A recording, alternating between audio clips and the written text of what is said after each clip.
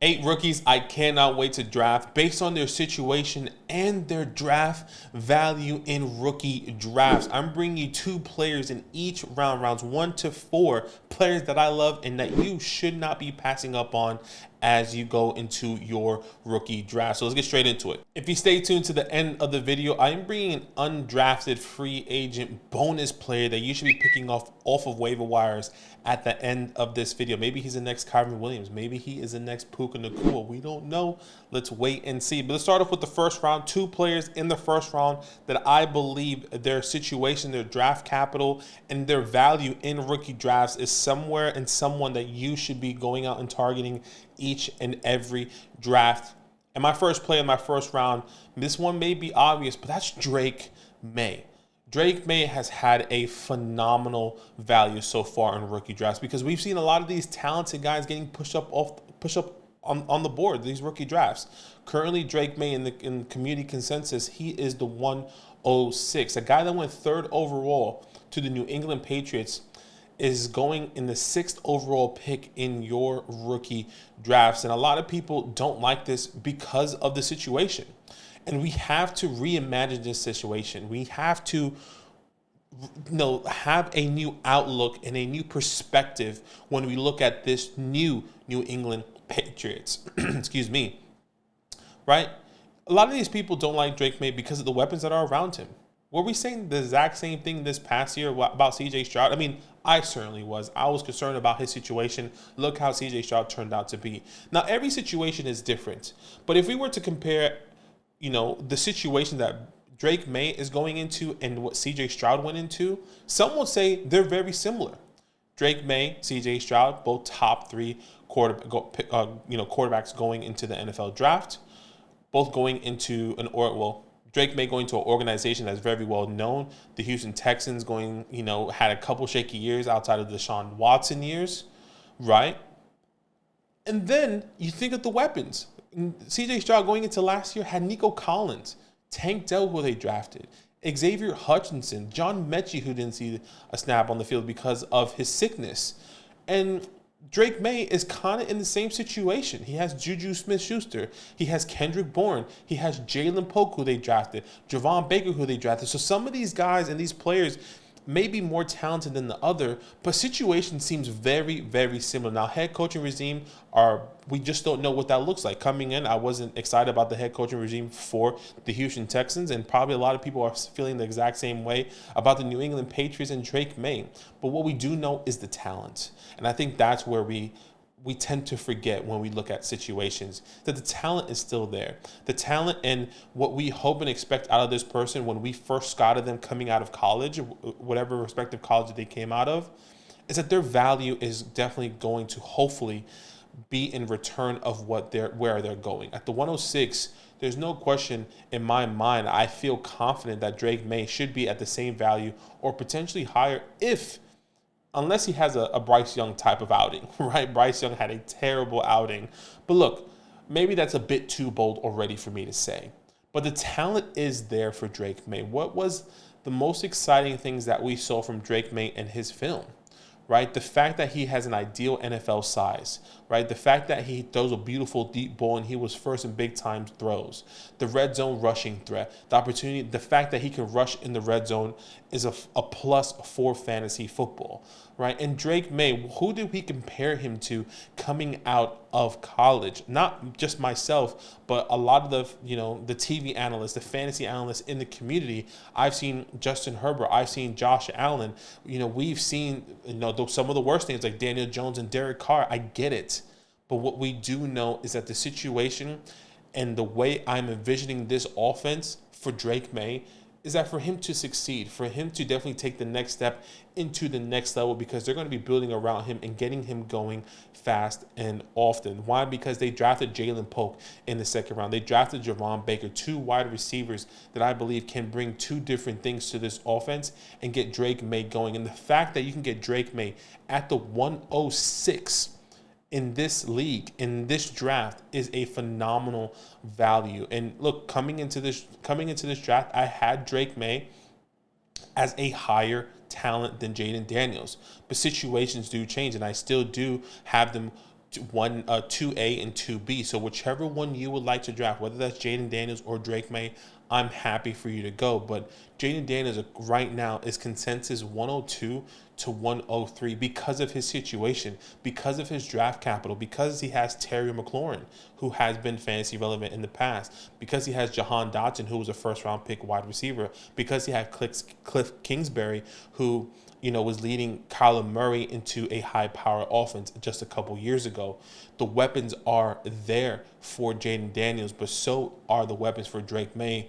We just have seen more fantasy success with the weapons with, once again, the Washington Commanders and Jaden Daniels. That's why we skew it a little bit, which is fine. Everyone does. But the fact that the value is great here is exactly why I cannot stop, and I cannot wait to draft these guys in each and every one of my first round picks at the 106 if I have them, to be completely honest with you. So Drake May is my first player on this list. Going to my second player in my first round is brother Bo Nix. Phenomenal draft capital going in the first round, 12th pick overall to the Denver Broncos, and going here with Sean Payton. One of the biggest things that I've always talked about with Bo Nix is that, he is an above average quarterback. And maybe you're saying, well, I don't want an above average quarterback in the first round. But what is that consensus? That consensus right now is a huge broad span right now for Bo Nix. We've seen in the community, Bo Nix goes from the 108 all the way to the 202. That is a huge range. And for me, in my rankings, he's the 108. If I'm at the 108 every single time, I'm taking Bo Nix, and I'm going to be drafting him because of the draft capital and because of that hit rate. Obviously, if you have been part of the Flock Fantasy website and have been seeing our rookie reports, we have a phenomenal hit rate that Zach has broken down. 59.4% hit rate for quarterbacks that went in the first round compared to quarterbacks that go in the second round with 12.5 in the last 10 years. The hit rate for a first round quarterback is significant. And the fact that people are passing up on Bo Nix because there's no weapons around him, because he can't throw a ball for more than 20 or 30 yards, everyone keeps saying, I think is undervalued. Because who are some of these guys that are great fantasy assets currently right now that only throw the ball 10 to 30 yards? First name that comes up to mind is Brock Purdy. First name that comes into mind is someone like a Baker Mayfield, who had success this past year, right? Some of these guys in these different molds have success in different ways. And when you think of Bo Nix, who went to the Denver Broncos, which I just blanked on, and not only did he go to the Denver Broncos, but got his wide receiver that he linked up with from Oregon in Troy Franklin, whether it's in the fourth round or in the second round or in the third round. I don't care what round he went to and Troy Franklin went to, but what is exciting is that he linked up with Bo Nix, and we've seen the success of college quarterbacks and wide receiver quarterbacks linking up. Joe Burrow and Jamar Chase, Jalen Waddle with Tua Tags, right? Jalen Hurts with Devonta Smith, which they were a little bit separate, so that probably doesn't count. But you get what I'm saying when I talk about these quarterbacks that have linked up, not from college, and then they went to the pros.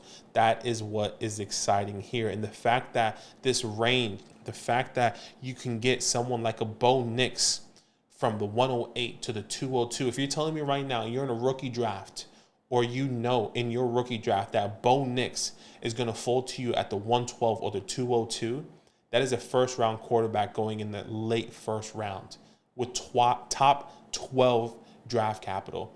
You need to take him. I don't care. I mean, we always say go best player available. What is the best value on your board right there right now? That's most likely going to be Bo Nix because people are punting him. Look, Bo Nix lands in a perfect situation where he can find success because of Sean Payton, because we've seen the success of Sean Payton. Yes, look, with Russell Wilson, it just wasn't the same. And it was clear that it didn't work with Russell Wilson. But can we see that now emerge with the quarterback that Sean Payton himself, has invested in the first round to take Bo Nix's talents to the next level? I think he can, especially with the weapons around him in Troy Franklin and in Courtland Sutton and Javonte Williams, and the list can go on, and we're going to see him progress here. Once again, if you are in the first round and Bo Nix is there at the late first round, I'm drafting him every single time. All right, guys that are going in the second round of your rookie drafts that I believe are going to be a phenomenal value after your rookie drafts or going into your rookie drafts are two wide receivers. My first one is Troy Franklin. I just talked about his teammate in Bo Nix. Obviously, the draft capital for Troy Franklin wasn't there. Fourth round pick, the 102nd pick in the NFL draft. And look, yes, it's very, very disappointing. But what do we know? Kind of like I mentioned with Bo Nix, we've seen the connection from quarterback to wide receiver progress in the second level at the NFL. And now both of these guys are linked up. Now, the draft capital with the hit rate when it does come down to the wide receivers in the fourth round is atrocious. I completely agree. We always say this, look at the hit rate now. The hit rate is something that we need to take account for. In the fourth round, wide receiver hit rate is 5.3%. That is the lowest. Fifth round pick is higher than the fourth round. And the most recent wide receiver we have seen have a successful career in the fourth round is Amon-Ra St. Brown. Now, maybe Troy Franklin is the outlier, but the fact that you can get him at the 212, I think from the 210 to the 212 is phenomenal value here. And look, he didn't have the best combine. I think that's exactly where we saw him fall. We saw him struggle in that gauntlet where I think a lot of people then adjusted their rankings, and so clearly did the NFL. Getting a guy that was essentially projected to go early to mid second round in the NFL draft falls to the fourth round. Maybe he didn't have the best day. Maybe it just wasn't something that they were expecting to happen, and maybe he crumbled under pressure. Whatever that may look like, what I do know is that the situation's different. He was a slot/deep threat wide receiver that can do something to the next level. He was an explosive athlete. He has special release package. He has the yards after the catch ability, right? And his breakout age was at 19. He's 20 years old currently. He was somebody that we compared to a Devonta Smith. Some people said Deshaun Jackson, a Jameson Williams, right? This is the type of caliber player that Bo Nix is getting back with the Denver Broncos, who, in my opinion, is instantly going to be one of the top wide receivers for this offense. You have Courtland Sutton, who Sean Payton was shopping for the past 2 years since he got there, and now he drafts Troy Franklin, his franchise quarterbacks, wide receiver from college, to now get them linked up here. So for you to get Troy Franklin in the late second round, I think is phenomenal value. Let's go up into that second round. Another wide receiver who I love, and a lot of people don't, because of the capital, because of maybe the recency bias and why this maybe looks like something that may have happened last year. That is Xavier Legette. Xavier Legette was one of my favorite wide receivers coming out of this draft, right? Coming out of South Carolina, he was a four-star recruit. Now, one of the biggest knocks was that he was a fifth-year senior. He broke out late, and a lot of people believe he has a limited route tree. But yes, he does have that, but he also has very good accolades as well on the other side. He's a big body type of athlete. He brings size and speed. He has incredible ability to get up and catch the ball. Insane speed. Once again, size and speed type of combo. 87 PFF receiving grade with a 3% drop rate. Look, Xavier Legette is somebody that a lot of people are comparing to Jonathan Mingo. Similar draft capital.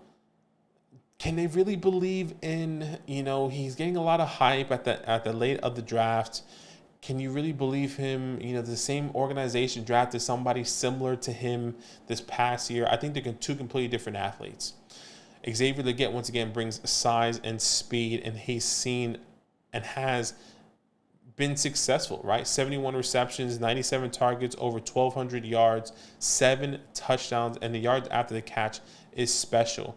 But another thing that I'm really excited about with Xavier Legette is the opportunity that we're going to be seeing here with David Canellis, who has come from the Tampa Bay Buccaneers. He was an offensive coordinator for the Tampa Bay Buccaneers, and how they were utilizing a big body wide receiver like Mike Evans.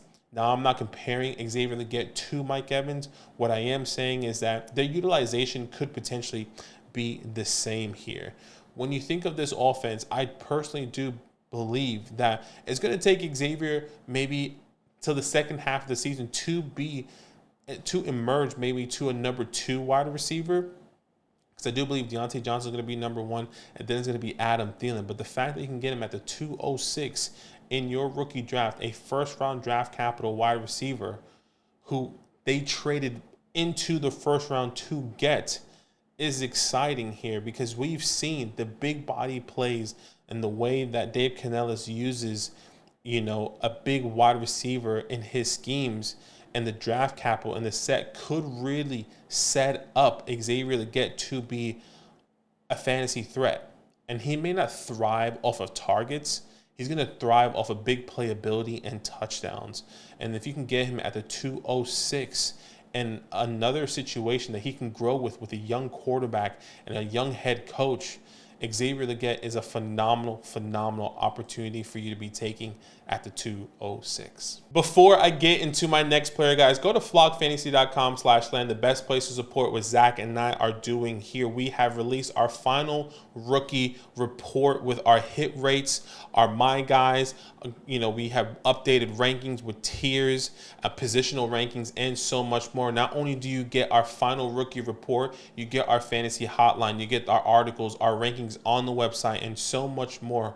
Once again, when you go to flockfantasy.com/land, once again, the best place to support what we are doing here. We appreciate each and every one of you. Let's get straight to my next player. All right, going into the third round of your rookie draft. Remember, guys that I cannot wait to draft because of their value, because of their situation, and anything can happen in fantasy football. Starting at the running back position here, my first running back on this list, Marshawn Lloyd, going in the third round of the NFL draft, finding some decent draft capital and going to the Green Bay Packers. Now, what's really interesting about this situation is that a lot of people are overlooking the finer details when it comes down to specifically Josh Jacobs' contract. One of the reasons why I like Marshawn Lloyd, and I actually drafted him, I think at the 302 or the 303 in one of my latest rookie drafts here, is because of the hit rate in the third round for a running back. The top 3 over 50% hit rate is obviously in the top 3 rounds for the running back position. 54.5% in the third round running backs have hit, meaning they had a top 24 PPR finish. Okay. Marshawn Lloyd running behind Josh Jacobs, I think we're going to be incredibly surprised on the type of workload and production we could potentially be seeing from Marshawn Lloyd. Why? What are the things that we loved about Marshawn Lloyd? It was that he was a pass-catching back. He had incredible bursts and long speed, short area quickness, and once again, one of the best pass-catching backs in this class. And the fact that he does get third-round draft capital going to a team that loves to pass the ball, even though they signed Josh Jacobs, who has had a past in the history of catching the ball, but also having injuries. And I think that's exactly why we shouldn't overlook this contract. We've been saying this all over our videos, all over our live stream.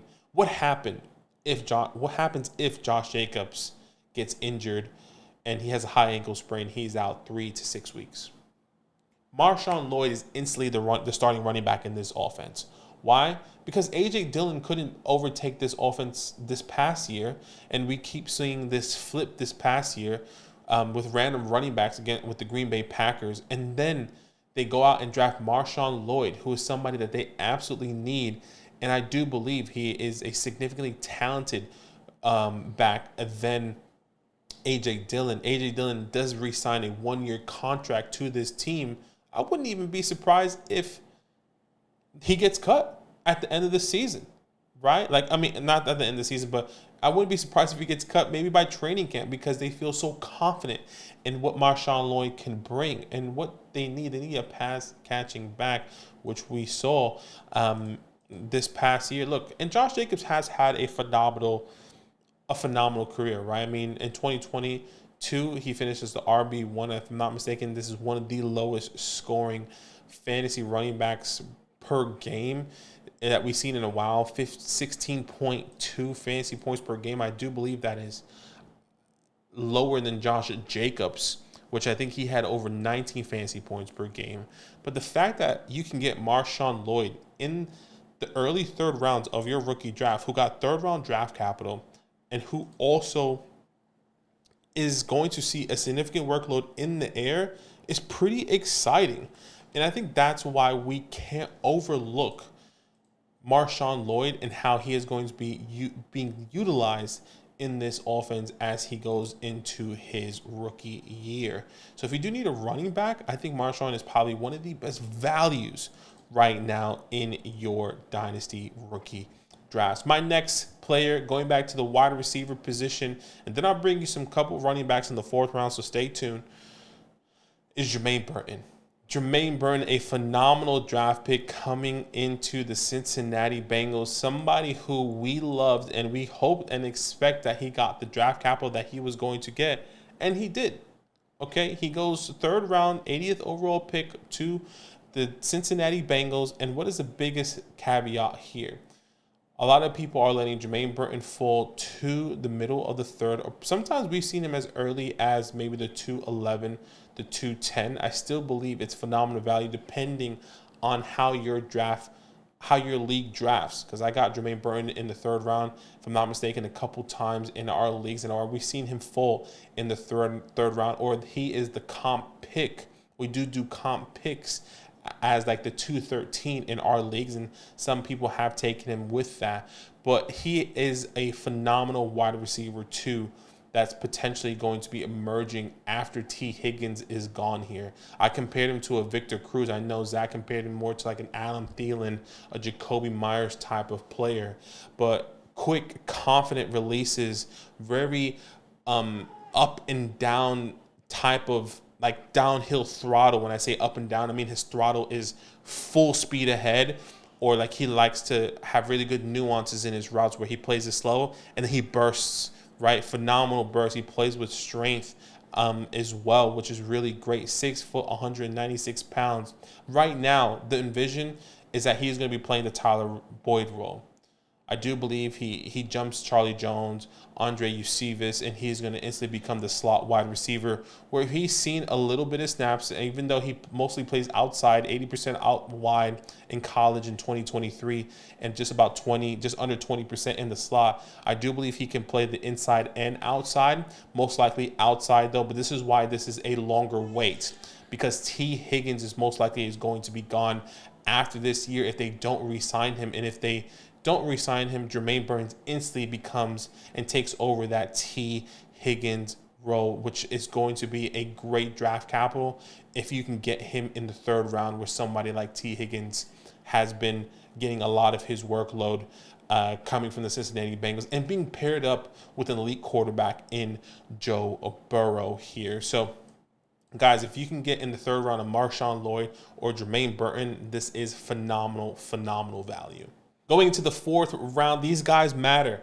These guys can break out. These guys can have an opportunity. So do not overlook fourth round players. Sometimes some classes are better than others, and I think this class is significantly better than others, obviously because of the depth. So stay tuned. 2 running backs here. My first running back, I think it's on a lot of people's radar, is Kamani Vidal. He going to the Los Angeles Chargers in the 6th round, right? Early 6th round pick. And why is this exciting? It's because of the opportunity. J.K. Dobbins, respectfully, thank you for your service. Torn ACL, torn Achilles. The comeback from an Achilles alone for a running back is really difficult. But coming back from a torn Achilles and a torn ACL, getting a 1-year deal for the Los Angeles Chargers team, does he even make the team? I don't think he makes his team. I'll be completely honest with you. The second guy on this depth chart is Gus. Well, really, the first guy on this depth chart is Gus the Bus Edwards.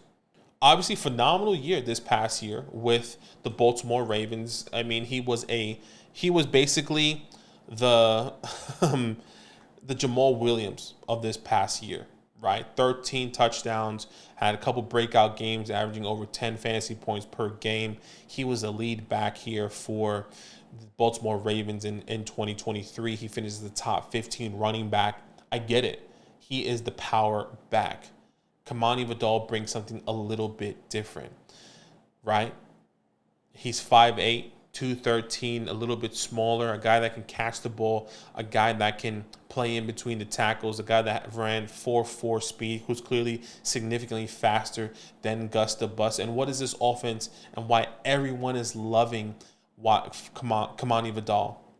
Because of Jim Harbaugh and how much he loves to run the ball. Whether that's Gus Edwards or whether that's Kamani Vidal, he is going to see the field. Why? Because the next player on the depth chart, respectfully, is Isaiah Spiller.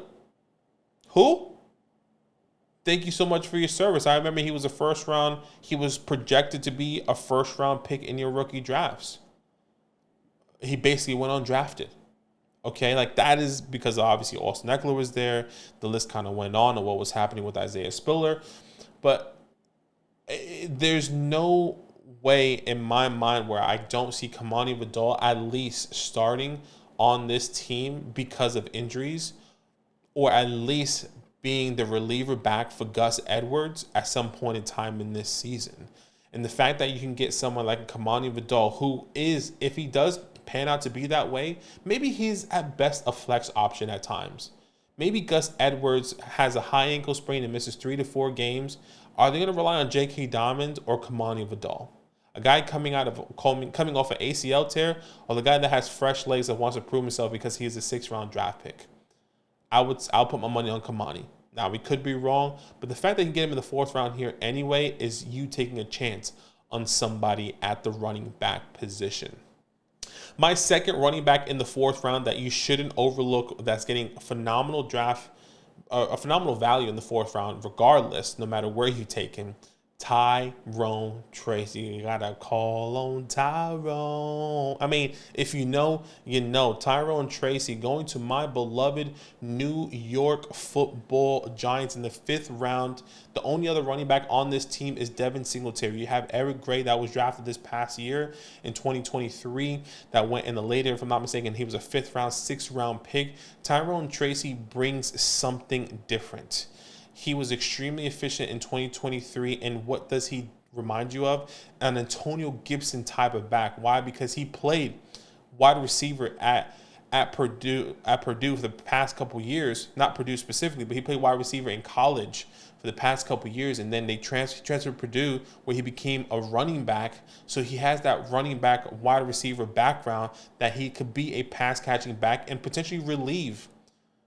He can relieve Devin Singletary, which is exciting here. So you just want upside. You want PPR opportunity here. Tyrone Tracy in a backfield where we've seen Brian Daboll use multiple guys back in Buffalo, whether that was with Zach Moss and Devin Singletary. Maybe that's Devin Singletary now and Tyrone Tracy in the 4th round. So stay tuned, and I'll be taking Tyrone Tracy as a flyer in the 4th round every single time. All right. I said I was going to bring you a guy that's normally going undrafted in your rookie draft, but was drafted in the NFL draft, a guy that I picked up already in multiple leagues because I see a significant pathway for him. That is Dylan Labe. He went to the Las Vegas Raiders in the 6th round. Now, this is a flyer. This is a take your guy, a dart throw city. Why not take the chances? Could this guy be the next Kyren Williams? Why? It's because of the opportunity that he could potentially get. When you look at this Las Vegas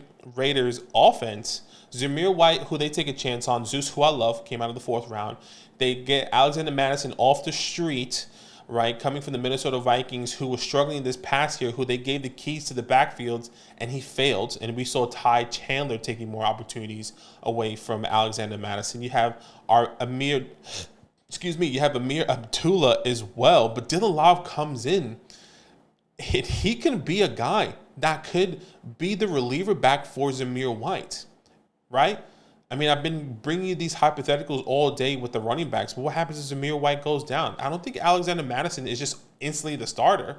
I think there's going to be a conversation. I think there could be a rotational when it comes down to Dylan. Why? Because of the pass catching opportunity, right? I mean, when you look back at it, back in New Hampshire in college, in 2023, he had 68 receptions for 68 receptions, 88 targets for 708 yards. He got his work in the air. He also had 9 touchdowns on the ground with over 740 yards on the ground. Dylan knows how to handle the workload, whether it's on the ground or in the air. And if this is going to be a backfield that is going to be throwing the ball all over the field with a Michael Mayer, right? With the Brock Bowers, with the Devontae Adams, with the Jacoby Myers, with a Dylan Labe, correct me however way, you know who I'm talking about. The opportunity feels exciting. Even if he has, 20 snaps with 5 to 6 targets. That can be a flex option for you at times. That can be, hey, Zamir White is out this game. Alexander Mattison, he's not 100%, so we're going to have a rotation. Dylan Lobb could be that guy. And that's what's exciting because I'm picking him up in every single one of my leagues. And I cannot wait to see how this Las Vegas Raiders offense looks like here. All right, guys. Drake May, Bo Nix, Troy Franklin, Xavier Worthy, Marshawn Lloyd, Jermaine Burton, Tyrone Tracy, and Kamani Vidal with the extra bonus, and Dylan Lobb. Let me know what you guys think. Comment down below of players that you cannot wait to draft in your rookie drafts. I hope you're smashing and killing your rookie draft. We appreciate each and every one of you. And as always, it's all love. Now that those idiots are done talking, who needs some rankings? Hell yeah, I need some rankings. Then use promo code LAND, L-A-N-D, for 30% off any membership at flockfantasy.com. Oh. It's so easy. Even your grandma could scan that QR code right there.